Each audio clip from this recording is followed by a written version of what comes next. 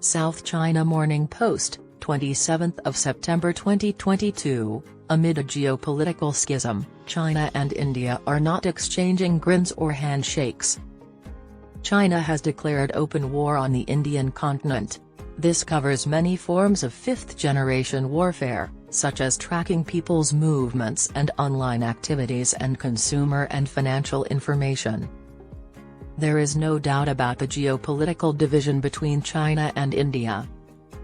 At the recent Shanghai Cooperation Organization conference, the leaders of the neighboring nations were photographed side by side without making eye contact, smiling, or shaking hands. Since a military standoff started in the disputed Himalayan border region in May 2020, President Xi Jinping and Prime Minister Narendra Modi have not met or communicated. At the meeting on September 16 in Samarkand, Uzbekistan, there were no one-on-one conversations.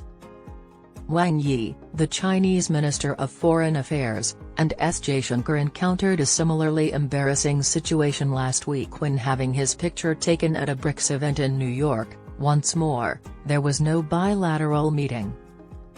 These diplomatic gaffes are exceptional, particularly in light of the recent withdrawal of Chinese and Indian soldiers from the Western Himalayas in advance of the SCO summit. It has also prompted inquiries on the sincerity of China's commitment to mending fences with its neighbors. It is difficult to understand why there was no meeting with Modi given that Xi and US President Joe Biden are scheduled to meet face-to-face in November when both countries view the other as their top national security concern. This a glaring example of how Beijing's mindset has evolved after the bloodiest border conflict in 50 years, which occurred in June 2020.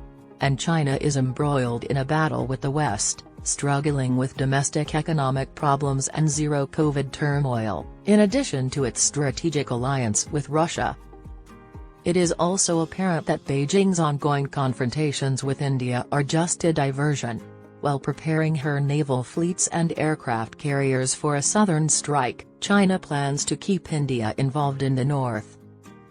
It exacerbates internal conflicts and divisions inside the SCO, such as those caused by Russia's invasion of Ukraine, the competition between the US and China, the military confrontation between Azerbaijan and Armenia, and border disputes between Kyrgyzstan and Tajikistan.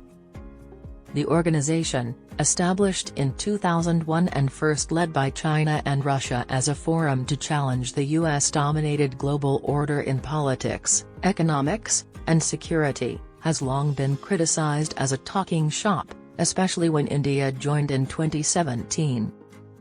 China's job is to sow instability and further the anti-Western objective of the SCO.